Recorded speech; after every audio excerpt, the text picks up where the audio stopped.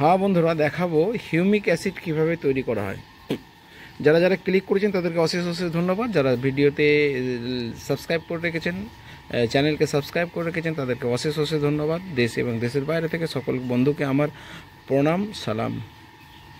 বন্ধু দেখুন, আজকে আমি আপনাদেরকে দেখাবো কিভাবে আমরা হিউমিক অ্যাসিড বাড়িতেই তৈরি করে নিতে পারবো। দেখুন, তার জন্য আমাকে লাগবে একটা মাটির এরকম জার, কৌটো বা কলসি। এরকম একটা মাটির জার নিতে হবে। এতে আমার 1.5 লিটার মতো জল ধরবে।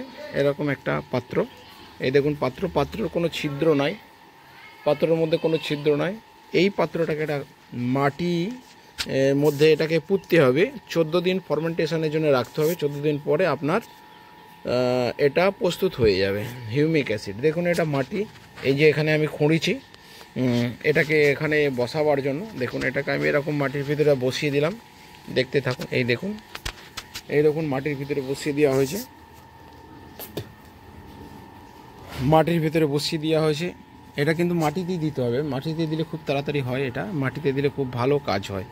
এই দেখুন, এটা আমার এখানে একটা গাছ লাগাবার প্রোগ্রাম আছে। এই জায়গাটায় আমার বাড়িতে এখানে মাটিতে এরকম করা আছে, ইট বেছানো আছে। তো যাই হোক বন্ধু, তো এরকম একটা মাটিতে এরকম একটা গর্ত খুঁড়ে নেবেন, আর এরকম একটা মাটির পাত্র নেবেন। এই পাত্রের মধ্যে আপনি প্রথমে এই যে ভাত আছে, ভাত, এই দেখুন ভাত, এই ভাত আপনি এই পাত্রের মধ্যে দিয়ে দেবেন। এই দেখুন দিচ্ছি, পাত্রের মধ্যে ভাত দিয়ে দিচ্ছি। দেখুন, ভাত দেওয়ার পরে এবারে পরবর্তী স্টেপ হচ্ছে ভাতগুলোকে দিয়ে নিই আমি, তারপরে দেখাচ্ছি। এই ভাত দেবেন। ভাত দেওয়ার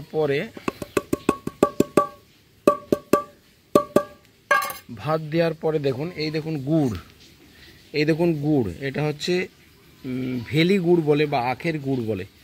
ঠিক আছে বন্ধু, এটা গুড়। এই গুড়টা আপনি দিয়ে দেবেন। এই গুড়টা দিয়ে দিলেন। দেওয়ার পর এবার এটা হচ্ছে গুড়গোলা জল। এই দেখুন, এটা হচ্ছে গুড়গোলা জল, কালকে রাতে ভিজিয়ে রাখা গুড়গোলা জল। এই দেখুন, এটাও আমি দিয়ে দিলাম। এই গুড়গোলা জলটা দিয়ে দিলাম। ঠিক আছে বন্ধু। আর এটা হচ্ছে 1 চামচ দই, এটা হচ্ছে ল্যাক্টোব্যাসিলাস। এই দইয়ের জলটা দেওয়ার কারণ হচ্ছে এটা হচ্ছে ল্যাক্টোব্যাসিলাস, এটা ফরমেন্টেশন এরাই করবে, তাই আমরা এখানে এই দইয়ের জলটাকে দিয়ে নেব। দইয়ের জলটা দিয়ে নিলাম। তাহলে আমার হলো গুড়গোলা জল আর হলো দইয়ের জল, দই। ঠিক আছে বন্ধু। আর মেন উপাদান হলো ভাত। এই দেখুন ভাত। এটাকে আমি এবার 14 দিন এইরকম ঢাকা দিয়ে রেখে দেবো। 14 দিন একে আমি ঢাকা দিয়ে রেখে দেবো। দেখুন, এরকম ঢাকা দিয়ে রেখে দেবো 14 দিন। তারপরে এই মাটিগুলোকে যথারীতি এর পাশে আমি চাপিয়ে দেবো। এই দেখুন, এই দেখুন, এইভাবে আমি মাটির মধ্যে একে আমি 14 দিন রেখে দেবো। 14 দিন পর যে জলটা রেডি হবে ফরমেন্টেশন হয়ে, সেটা হবে আপনার হিউমিক অ্যাসিড।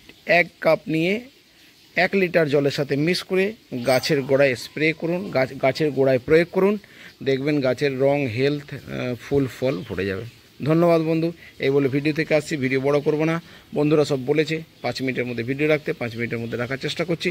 জয় হিন্দ, খোদা হাফেজ। লাইক, শেয়ার, কমেন্ট এবং চ্যানেল ভালো লাগলে সাবস্ক্রাইব করবেন, পাশে থাকবেন। খোদা হাফেজ, জয় হিন্দ।